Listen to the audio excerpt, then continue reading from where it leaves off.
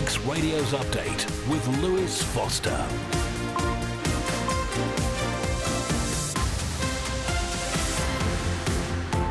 Fastamai, welcome along to Update on Manx Radio. It's 5 o'clock on Thursday, the 27th of February. Here we go again for another half-hour look at the latest news on and from the Isle of Man.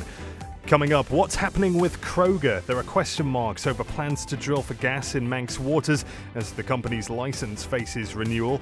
We hear why parents are being asked to raise any issues they have with their child's school through the appropriate channels. And tonight, the Isle of Man Sports Awards return, so our sports editor will be here with a look ahead to that. All that and more, plus business, weather and sport, and what to watch out for on the roads. Let us know your thoughts. Text 166 177 or email studio@manxradio.com. First of all, let's start with the headlines from Siobhan Fletcher. Fastamai, Siobhan. Fastamai, good evening. A yellow weather warning has been issued for frost and icy patches by Ronaldsway Met Office. We're told road surface temperatures are expected to remain close to or fall slightly below freezing overnight. Government has been discussing the licence awarded to energy company Kroger in more detail today ahead of its predicted expiry tomorrow. It's unclear at this stage whether a fifth extension will be granted. In the House of Keys this week, an attempt was unsuccessfully made by Oncon MHK Julie Edge to get her fellow politicians to discuss the matter, which she felt was one of urgent public importance. The Department of Education, Sport and Culture is urging parents to use the appropriate channels if they have concerns about its staff. Naming and shaming teachers online is said to be causing significant distress after a number of instances on social media. An Olympic gold medalist, Georgia Taylor-Brown, says she's looking forward to being part of the 2024 Isle of Man Sports Awards. The Great Britain triathlete is the guest of honour for tonight's event, taking place at the Villa Marina in Douglas. She says it's important that those behind the scenes get recognised, as well as the next generation of potential stars. That's where it all kind of started for me. So for them to keep those dreams there from a young age and have that focus, and I think for them tonight at the Sports Awards it'll be nice to be a part of that. Further afield, Sir Keir Starmer is due to arrive at the White House imminently, where he is meeting with US President Donald Trump. It's expected the war in Ukraine will be one of the main talking points. MP Mike Ainsbury's walked free after successfully appealing his prison sentence for assault. His 10-week jail term handed down to him on Monday is now suspended for 2 years. Leaving court, the former Labour representative says he's apologised again to the victim's family. I'm now going to go and see my family and go home, and I'll give a statement at a later stage. But thank you for coming. Will you resign? Restrictions, Mr. Ainsbury. Will you resign? And police in the US are seeking a search warrant for the home of Oscar-winning star Gene Hackman and his wife after they were found dead. Authorities say they do not believe foul play was a factor. They're your headlines. I'll have your news at 6. Thank you, Siobhan. Let's take a look at the latest weather forecast from Ronaldsway Met Office, brought to you by Manx Glass and Glazing. There is, as Siobhan mentioned, that frost and icy patches yellow weather warning in tonight overnight. This evening and tonight will be mostly dry with clear spells, although an isolated shower is possible at first. The northwesterly breeze will fall light and turn to the west, with minimum temperature generally around 2 degrees, but close to freezing in places sheltered from the breeze, giving that risk of frost and icy patches. After a cold and frosty start to the day, perhaps with some localised fog patches, tomorrow will be mainly dry, with prolonged spells of sunshine. The light winds will settle to the south or southwest and start to freshen later in the day, with highs of 9 degrees. Saturday morning will be largely cloudy with some outbreaks of rain developing, which will gradually peter out during the afternoon. The moderate to fresh south to southwest wind will turn to the west or northwest and fall light during the afternoon, with maximum temperature around 9 degrees. Sunrise tomorrow morning will be at 7:10. Sunset this evening is at 9 minutes to 6. Manx Glass and Glazing can supply and install single, double and triple glazing. Call 674 573 or visit the showroom on on the Snugborough Trading Estate. Firestone Rubber Roof Shop for one-piece flat roofing systems. No joins, no leaks. We also line commercial box gutters in one piece up to 60 metres with a 20-year written warranty against leakage. Call Rubber Roof Shop on 49667. A great night's sleep got even better with Zed's Bedding Store. From quality Beldorm bed linen and mattress protectors, fleece and woven throws to luxury duvets from the fine bedding company. Zed's Bedding Ramsey, next to Isle of Man Bank. Celebrate the Snug being 15 this year and save hundreds of pounds with 15% off the supply and installation of solid fuel stoves. Sale ends 28th of February. Visit the Snug's Ramsey showroom 6 days a week or call 818187. Many people are struggling. You can help by volunteering or making a donation to Isle of Man Food Bank, whether it be food or essential items or financial support. Please call 646 999, brought to you by Descon Office Interiors. You're listening to the Isle of Man's quintessential daily news and current affairs roundup. Update on Manx Radio. And we're approaching 6 minutes past 5 now. It's understood that government was due to discuss the licence awarded to energy company Kroger in more detail today, ahead of its predicted expiry tomorrow. It's unclear at this stage whether a fifth extension will be granted. In the House of Keys this week, an attempt was made by Onken MHK Julie Edge to get her fellow politicians to discuss the matter.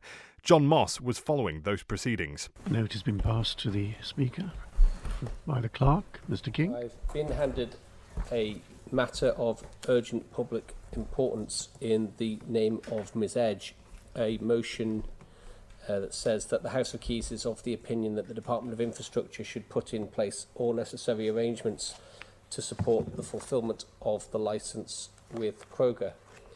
Business can, of course, be interrupted by a matter of urgent importance. The process is at Standing Order 2.4. Proceedings may be interrupted by a member seeking to move immediate discussion of a specific matter of urgent public importance, in which case written notice of a motion for immediate discussion of a specific matter of urgent importance must be given to the Speaker, which has literally just been done. And if the member who has given notice is supported by 4 other members rising, no amendment or debates being allowed, such motion shall, with the leave of the House, take precedence over any other business. The first question, therefore, is: are there 4 members willing to stand in order to propose this? I see 1, 2, 3. Mr. Morehouse is standing, Lord Brennan, Stuart Peters, Mr. Glover, seated, and Julie Edge. So it therefore determined whether it is the leave of the House is given in order to debate the motion. So again, no debate or amendments being allowed. I will call on the clerk to put the vote as to whether we debate the motion that I have just read out, and that is that the House of Keys is of the opinion that the Department of Infrastructure should put in place all necessary arrangements to support the fulfilment of the licence with Kroger. So we are voting on whether to debate that. So we'll wait and see how that turns out. Most of the members are present. I can't see any that are absent. That's 8 for, 15 against. So the motion therefore fails to carry. John Moss there reporting from the House of Keys on Tuesday when Onken MHK Julie Edge was unsuccessful in getting political support for a debate around Kroger's licence. We'll return to this story in just a few moments, but just want to bring you this update from the Isle of Man Constabulary. There is a road traffic collision in the area of Cool Road in Douglas. The road is currently closed between Cycle 360 roundabout to Ocean Ford.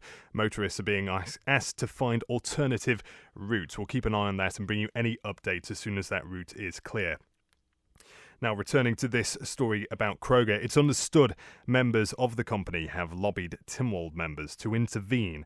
Treasury Minister Alex Allinson told Manx Radio he acknowledges progress on drilling the seabed for a gas supply has been slow. It is uncertain. I mean, this was all started over, funnily enough, by BP, who we've just been talking about, pulling out of the renewable sector. BP went there, they found some gas, but they did not feel at the time it was economical to capitalise on it and explore and drill. Although I think they did some test drilling in one of the areas. then a new company's come in and saying, actually, with the change in drilling techniques, with the increased price of gas, we can make this worthwhile. Absolutely fine, crack on, do what you need to do. But years have gone past, things haven't progressed, and I think sooner or later we have to say, look, you either do it or you don't, particularly because that the area that Crogger are interested in drilling at is also coincides with the area that Orsted are interested in building a wind farm. And for coexistence, there are some conditions there in terms of compensation payments and mutual recognition, which would make Crogger's job and Orsted's job quite complicated. Treasury Minister Alex Allenton there, speaking about the progress made by Crogger so far.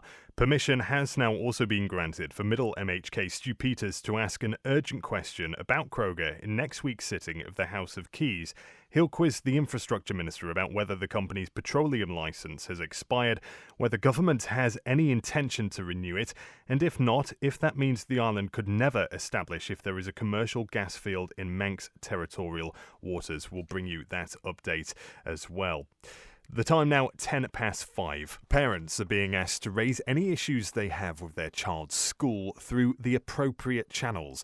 It's after a number of posts online questioning the conduct of individual teachers.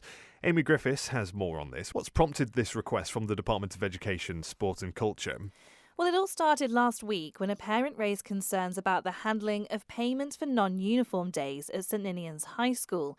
They took to social media to accuse a specific teacher of bullying their child into paying the £1 charity donation to take part. The parent accused them of standing at the front door and stopping children to pay it before going class by class to read out a list of names of children who hadn't done so. They questioned when it became mandatory payment rather than voluntary contribution and whether it meant those from low-income families would be excluded from taking part if they couldn't afford it. It sparked a huge debate online. Now, that's not the only post criticising a specific school that we've seen in the past week, is it? No, it's not. Another parent accused a different teacher of shaming their 11-year-old dyslexic daughter for her spelling during her English class at Bemmerhaig, which is the lower school of St Ninian's. They also publicly named the teacher and said the school as a whole wasn't understanding of her child's autism-related behaviour. Again, it's got a big response in the comments and started a larger conversation. And why do you think these parents feel the need, then, to post on social media about these instances? Well, both parents said they had tried to speak to the schools involved directly, but weren't happy with the responses they got. The first claims to have spoken to the teacher concerned, warning them they would go public with the discussion when it didn't resolve the issues they had, while the second said their emails had been consistently ignored. So what has the Department of Education said in response then? Well, we've just heard back from them after approaching them for comments when the first post was shared last week. A spokesperson says the department is committed to supporting families and ensuring all students can participate in school activities regardless of their financial circumstances. They say students are given the opportunity to donate £1 to wear non-uniform, and while all those who participate are encouraged to contribute, no student is ever turned away if they're not able to. The days are said to be a long-standing tradition and well established as positive charitable events. The department's also issued a separate statement about how the community should provide any feedback it might have. It says it's aware of comments and statements made online recently, but requests these are addressed through the appropriate channels available, either via the school or the department. This is said to make sure concerns can be resolved as soon as possible.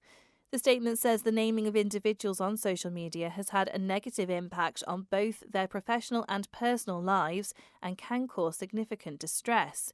The department wants to remind the public that its staff are dedicated professionals committed to serving the community and that constructive dialogue and mutual respect are essential for fostering a positive environment for students, staff, parents and the wider community. It finishes by saying that following the proper channels means they can work together to create a supportive and respectful environment for all. Amy Griffiths, thank you there. And if you have any concerns or issues you want to raise, you can find a link to the Department of Education, Sport and Culture's contact details at manxradio.com. You're listening to the Isle of Man's quintessential daily news and current affairs roundup. Update on Manx Radio. Coming up to 5:15, a quick reminder of that note from the Isle of Man Constabulary. Road traffic collision in the area of Cool Road in Douglas. The road is currently closed between Cycle 360 roundabout to Ocean Ford. Please find alternative routes, motorists are asked. So if you are heading that way on your commute back home from work, just a reminder, Cool Road, Douglas, the road is currently closed between Cycle 360 roundabout to Ocean Ford due to a road traffic collision. Now, Braddon Commissioners is holding a drop-in session tonight for residents and ratepayers wanting to join the board in the local authority elections. Only one person went to the afternoon session today, but Chair Andrew Jessup hopes tonight's session will help people decide whether it's something they're interested in. We've basically invited people, anybody that's interested, resident or ratepayer, to come and, ask the existing board and officers questions about what their role is, so they can prepare themselves for an election if that's what they want to do. If they do want to be a Braddon Commissioner, what kinds of things are they going to be facing? Our Deputy Clerk has very kindly produced a 2-page document that sets out some of the immediate issues that the new board will have to deal with, and then obviously other matters that go further into the next 12 months and then the 5 years. So we've got, something that's written down that can help people, decide whether it's something of interest to them. Obviously, if they just want to come and ask a few questions about the process or the actual work as a board, then they're welcome to do that. And obviously, be pleasing if we did have an election. Obviously, local democracy is very important, but there's also, unfortunately, an issue with apathy and people not wanting to engage directly. They might say something on social media, etc., but when it comes to actually put themselves forward, sometimes, those two don't quite meet quite correctly. And how many people do you need on the board? We have 5 members of the board, so we've got to have at least 3 to have a working board. But, it's been issues before where, during COVID and all the rest of it, people couldn't meet. So there are means and ways of being able to continue the work of the authority if we suddenly find ourselves in a situation where we've got nobody stepping forward to actually do the job. That was Chair of Braddon Commissioners Andrew Jessup speaking about a drop-in session for people wanting to join the board in April's elections. That session is being held at 6 o'clock at the Roundhouse in the Commissioner's office there. Manx Radio Travel, driven by Quayside Tyres and Service Centre. Well, starting on the roads once again, that reminder, police say there is a road traffic collision in the area of Cool Road in Douglas. The road currently closed between Cycle 360 roundabout to Ocean Ford. Motorists are being asked to find alternative routes. Meanwhile, in Santon, temporary lights on the Newcastletown Road between Ballavarton and Mount Murray for resurfacing. In Douglas as well, temporary lights on Lord Street for the demolition of the old Salvation Army building. In Sulby, temporary lights on the Sulby Strait for sewer repairs. And in Ramsey until the 4th of March, temporary lights on Lazaire Road on the approach to Parliament Square, 24 hours a day for work on the pavements. We'll go over to the airport now. No concerns over tonight's schedule. Next flight due to depart is the 6 o'clock Loganair flight to Liverpool. That's all good and on time. And over on the sailings, it is a beautiful day out there. The sea looks absolutely flat calm. So the Manxman left Heysham at 1:45 and is due to arrive back into Douglas in 15 minutes' time. I can tell you, she's spinning in the harbour right now, so she has arrived early. Quayside Tyres and Service Centre with 1 year's free engine warranty from Castrol. Get more with Quayside.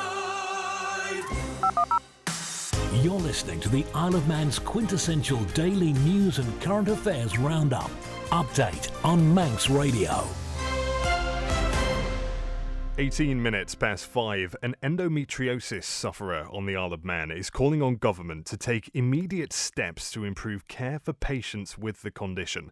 Zara Chadwick has set up a survey and a petition which she hopes will help improve healthcare provision. It's believed 1 in 10 women suffer with endometriosis, which can cause severe pelvic pain, heavy periods and infertility.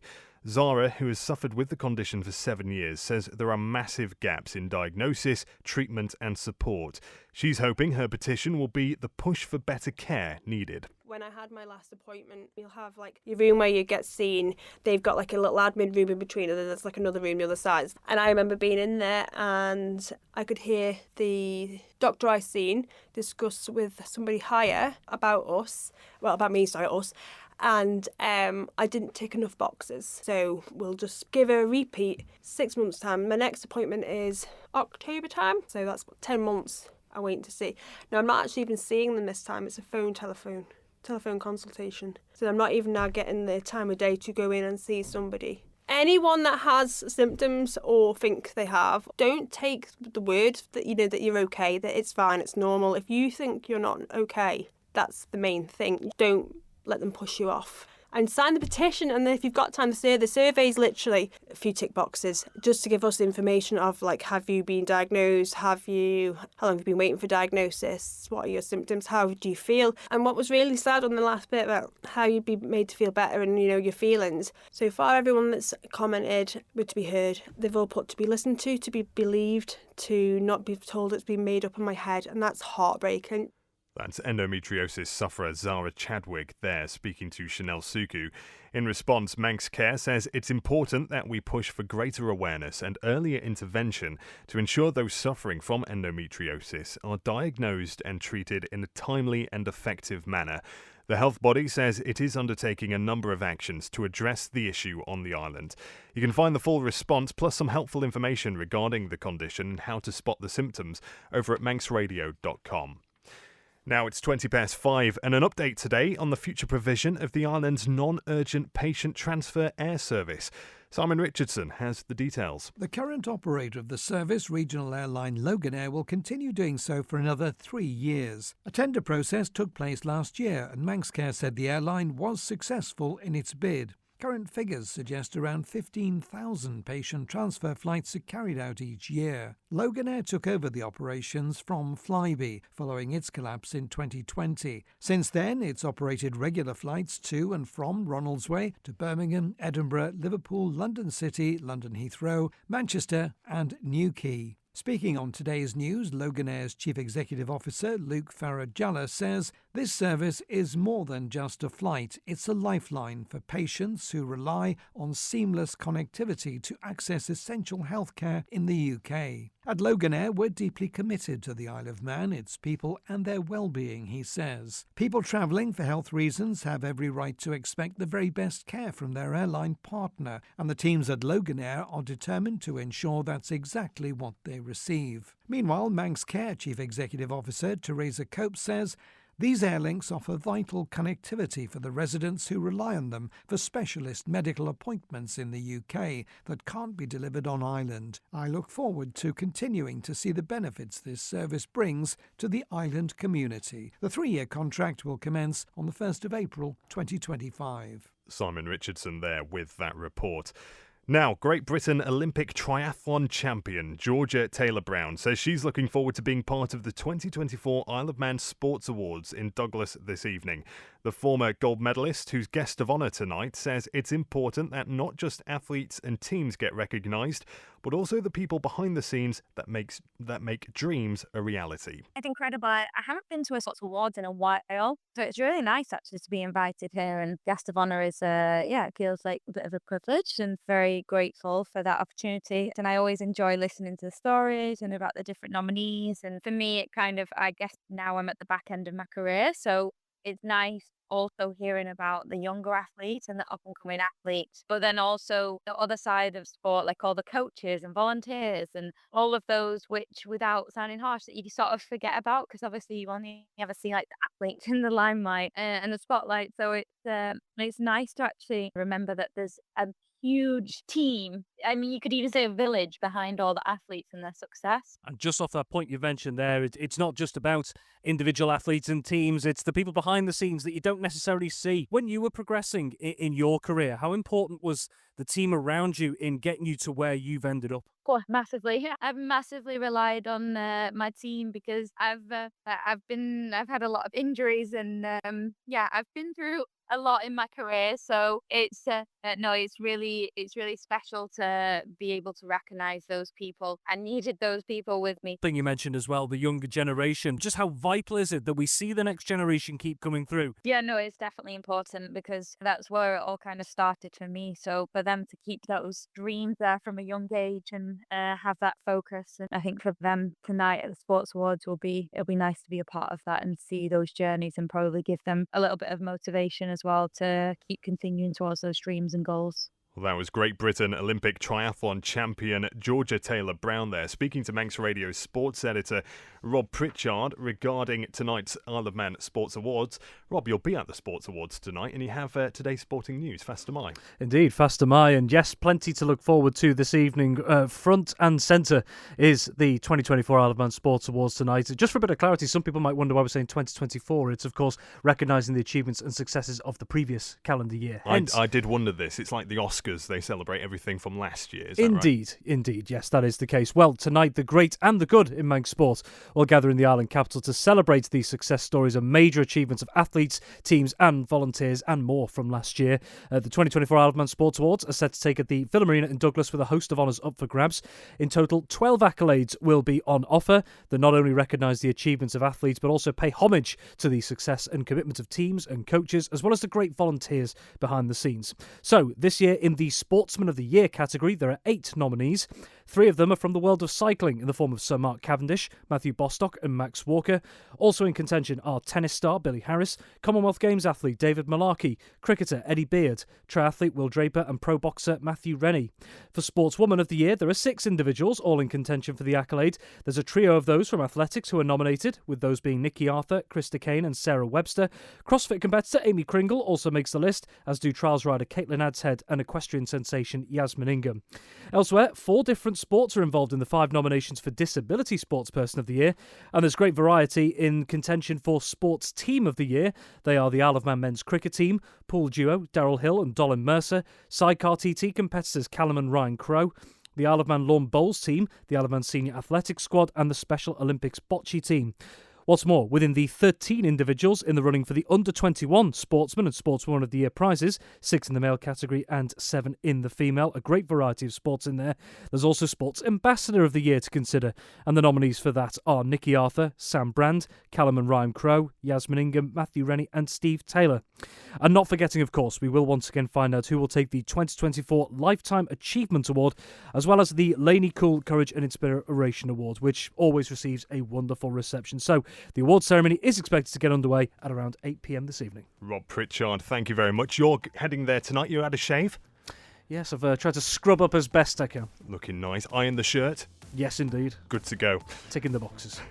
Rob Pritchard, girl on my head. That's it for Update tonight. Judith is on next with the Archive Room, and then Chris Kinley is back here with Greatest Hits at 6 o'clock. Rob will have a report from the Sports Awards tomorrow morning, of course. Thank you for joining us on this Thursday evening. Update will be back at the same time tomorrow.